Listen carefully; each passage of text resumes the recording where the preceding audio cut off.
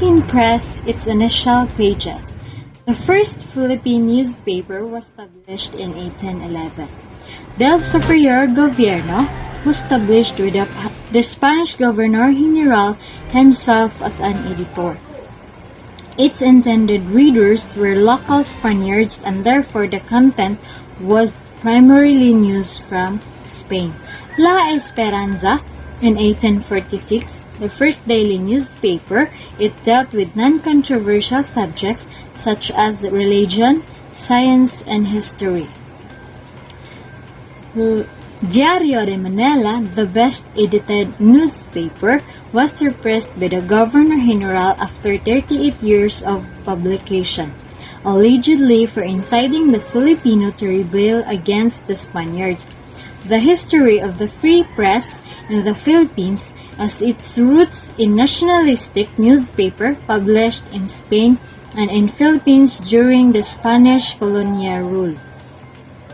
The aim was to raise the level of consciousness with respect to oppressive conditions prevailing in the country. These newspapers were mainly published and written by the Ilustrados. La Solidaridad, the organization aimed to increase awareness of the needs of its colony, the Philippines, and to propagate a close relationship between the colony and Spain. Kalayaan served as the special organization of the revolutionaries. The use of the power of the pen by the early heroes proved the feasibility using nonviolent strategies for social and political reform. The American regime saw the introduction of the newspaper published mostly by the American journalists or the Manila Times in 1898, the Bounding Billow and the Official Gazette in 1898, Manila Daily Bulletin in 1900, and the Philippine Free Press. When World War II broke out, all the publications except those used by the Japanese were disbanded. Only Manila Tribune, Taleba, and La Vanguardia were allowed to publish under the regular censorship by the Japanese Imperial Army.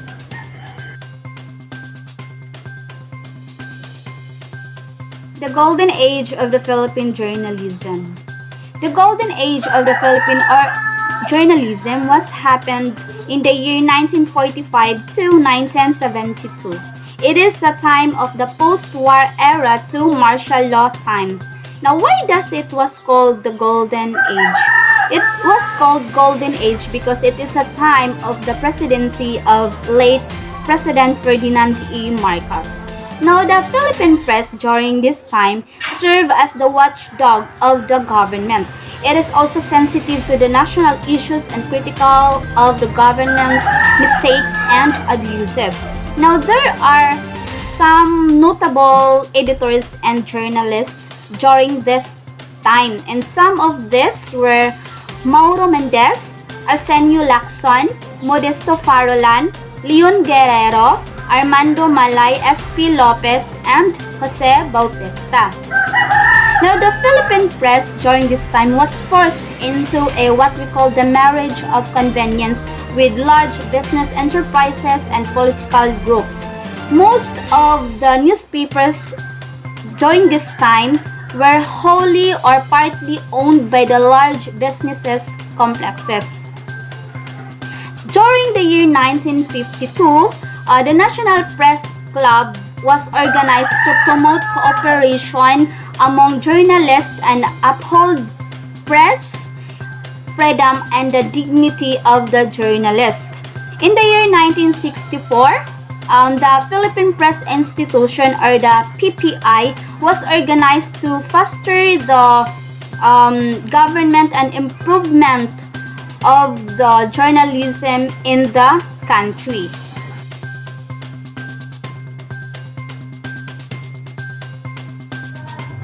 Newspapers today at press in transition. There are a total of 14 national daily broadsheets and 19 tabloids published in Metro Manila. The two Filipino tabloids newspapers are Kabayan and Numero Uno. In these times, tabloids have claimed a higher circulation and readers prefer this newspaper because it is written in a combination of English and Filipino, which introduces the most popular tabloid is Abante. There are also 5 Chinese broadsheets that publish in Binondo, Manila, namely Universal Daily News, China Times, World News, United Daily News, and China Commercial News. However, in these times, an example of provincial newspaper owned by single corporation is Sun Star. These provincial papers enabled new owners to invest additional capital, acquire new printing equipment and facilities, and hire more editorial staff. Not just that, but it leads to compete with national in terms editorial quality. Lastly, the most popular reading phase in this time is the illustrated comics, which features drama, love story, and horror. And magazine also have listed in media fact books such as gossip, hot copy, rumors, and etc. The good news, because of the watchdog function in the government, it has resulted in frequent misunderstanding between the rulers. They even criticized newspapers for inaccurate and sloppy reporting, which leading to the filing of multi-million label cases against editors and journalists. The press regard the negative reports part of their watchdog function and consider libel suits as a serious threat to press freedom. Newspaper pages in these times have served as an effective forum for dialogue, both national and local news. It gives an opportunity for the aspiring journalist who investigates stories on corruption and graft in government as well as the human rights and agrarian reform, especially the Marcos hidden wealth. These investigative stories leads to reducing abuses and corruption of the government. Many major business stories have given front page treatment in depth articles and corporate gossips. In this time, the Manila-centric have featured more diverse stories from the regions beyond traditional, natural, and man-made calamities. However, the Philippine Press Institute or PPI conducts a dozen of training courses of newspaper publication. The Center for Media Freedom and Responsibility have also upgraded their professionalism on responsibility of media works through workshop and publications.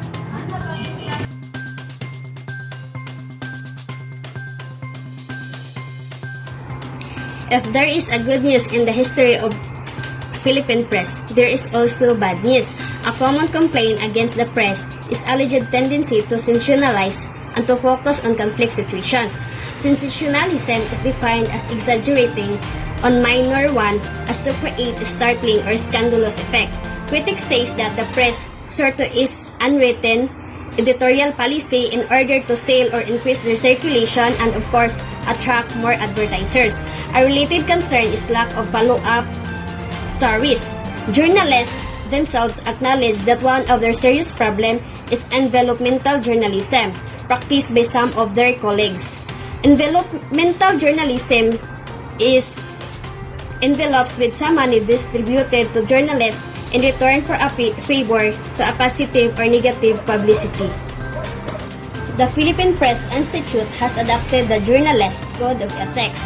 The code provides, among the others, that journalists must adhere to scrupulous reporting or interpretation of news, not to suppress essential facts or distort the trust by improper omission or emphasis. But adherence to the code is voluntary and at best imposed through the Ombudsman and Press Council system. There is a need to improve the mechanisms for both. The other issues often raised focus on the quality of newspaper coverage of specific sectors, women, children, cultural communities, among others. The limited coverage tend to focus on conflict situations, tribal wars, calamities, drought and hunger, etc. Stories about their way of life are almost, although there is continuing attempt at preservation of their dances, songs, and ethnographic materials. The more visible cultural communities like the Igorots and various Muslim tribes are most apt to be stereotyped. From the underworld to computer age, challenges for the print media. Some are now automated from news sourcing and gathering, editing, layout, and design to production. Among highly automated newspapers are Business World, Philippine Daily Inquirer, Manila Bulletin. Using computers require continuing retooling among editors, journalists, and the production people. Some jobs may eventually have to be phased out as machines take over the work to be done or paced up. Some veteran journalists admit difficulty in adjusting as they miss the sounds of the typewriters. Many provincial newspapers are still in underwood age. Only the bigger provincial dailies such as the Sunstar Chain, the Freeman, Visayan Daily Star, to name a few, have access to more advanced technologies. Will newspapers eventually replaced by television and other new media, TV and internet as main sources of news? Not necessarily, according to the world trends in the newspapers industry, as reported in the National Daily recently. The report noted that the newspapers have a number of advantages. Some of the advantages is 1. Strong relationship with readers and advertisers, and 2. High degree of credibility. But the newspapers industry will continue to compete with television, cable TV, radio, and other media channels for advertising revenue. This would require more creative news packaging amidst threats of declining readers in favor of the visual media.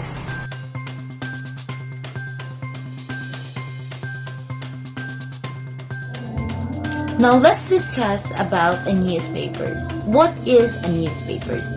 A newspapers is a form of printed media. It's a powerful mode of mass communication. It's a powerhouse in information that contains news from world of politics. It is a periodical publication. It could be daily or a weekly basis.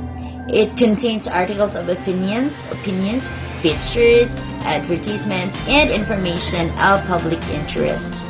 And of course, a newspapers is a great source of information. There are two types of newspapers. We have the tabloids and a broadsheets. A tabloids is having the size half of the standards newspapers, typically popular in style and dominated by headlines, photographs, and sensational stories. And the main focus of the tabloid is to giving an entertainment to the masses. Now this is an example of a tabloid. Then we have here a broadsheet. A broadsheet is a long information article and editorial comment and comparably few illustration. It provides the readers with comprehensive coverage and analysis of international and national news of the day. So this is an example of a broadsheets. They are very different. The tabloid is size the half of a broadsheets. Now there are different parts of a newspaper. The first part of a newspaper is what we call a masthead or a nameplate. A masthead or a nameplate is the name of the newspapers. So whatever the names of the newspaper that you have read, that is what we called a nameplate or a masthead. So this is an example of a masthead or a nameplate. Philippine Daily Inquirer. Then we have the headline. The headline is the title of the story. So this is the headline.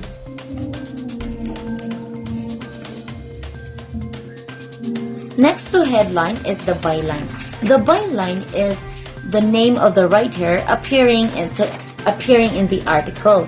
So this is the byline. Then we have the depth. The depth is a secondary headline a short sentence that is follows the main headline and summarizes the article or the story. Actually, the text is there only one or two sentences only because it's very comprehensive and descriptive information about the headlines. So this is the deck. Then after the deck, we have the lead.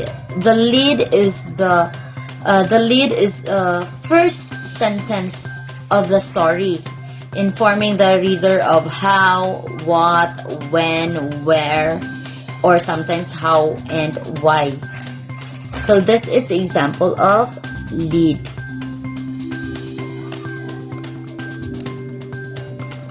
The next to the lead is the jump line. The jump line is a line that tells the reader where to continue the story.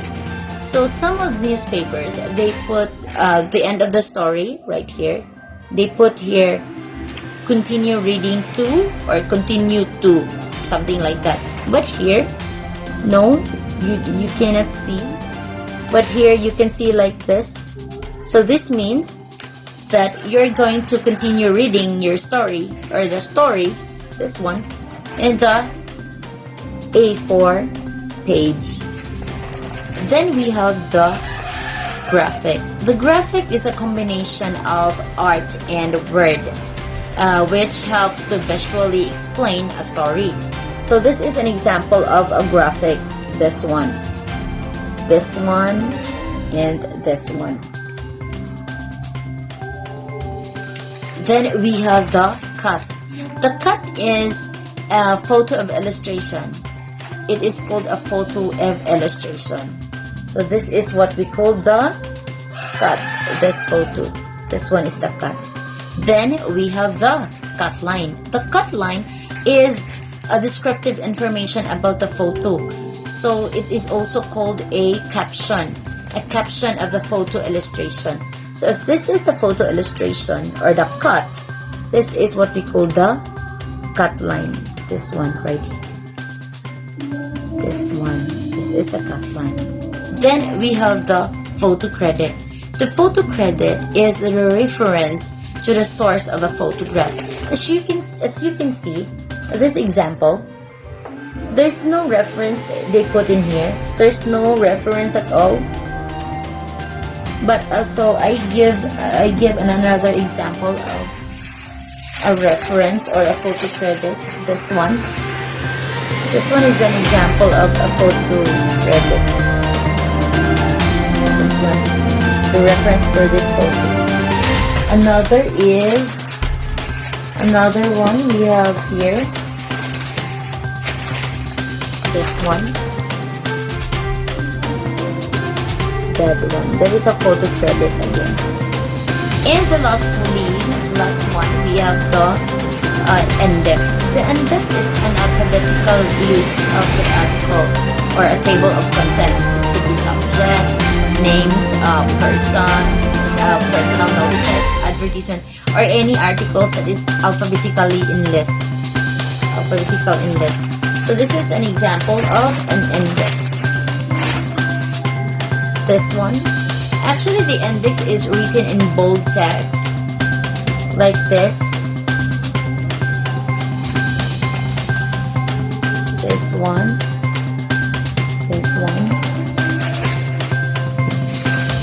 another we have here, this one, and this one. There's a lot of index here. And I think that's all for the newspapers and the parts of the newspapers. Thank you.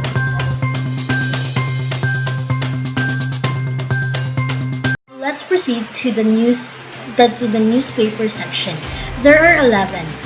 First, the general news section. This is usually the most important news in both local and abroad. This is usually found in the front page of the newspaper. The title of the news is printed in big, bold letters called the banner.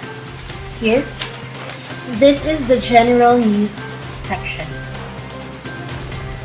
Now let's proceed to the second section, which is the local and foreign news section. It contains news from towns and cities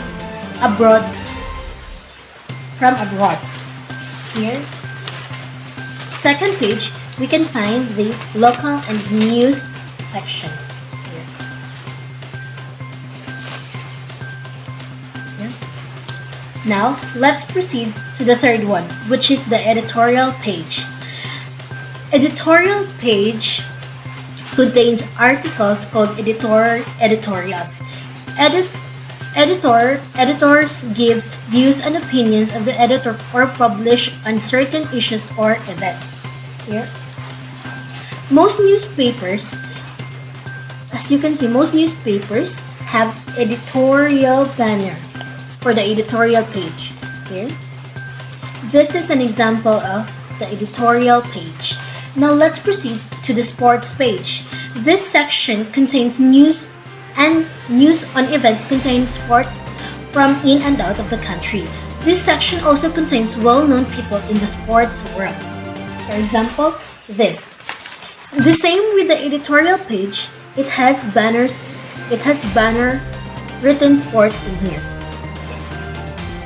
You can easily identify editorial page and sports page because of its banner.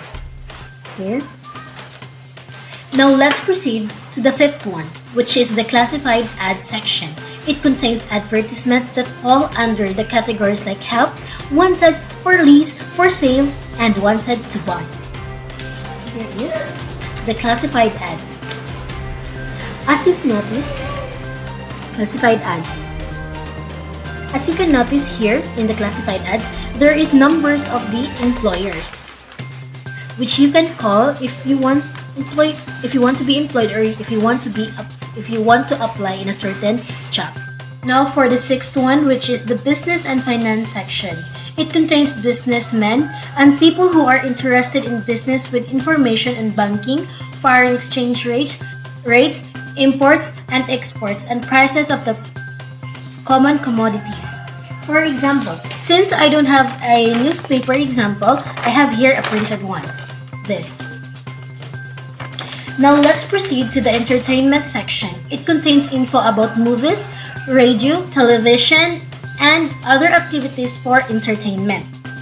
Here, the same with the sports section. It has banners on it, so you can easily identify. This is the entertainment section. As you notice, the content of this is more on celebrities, artists. Now let's proceed to the home and culture section. It provides info about budgeting, food preparation, house improvement, and etc. Here I have an example which is entitled The Determination at Mga Kaibigang Kaagabay sa Pag-unlad. Now for the society page. It contains news about important people who are celebrating special events in a particular place, or anything about society's news. For example, here, I have here entitled 2 NPA, 1 soldier killed in a clash. This is the society page. Now let's proceed to the travel and tourism section. It contains a guide to travel and direct tourists to scenic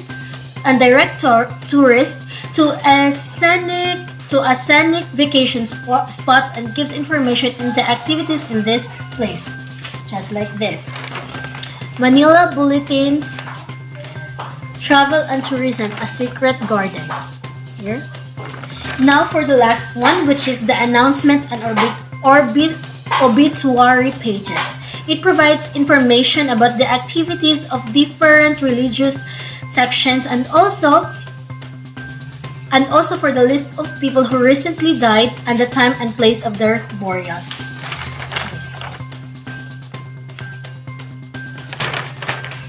That's all. Thank you.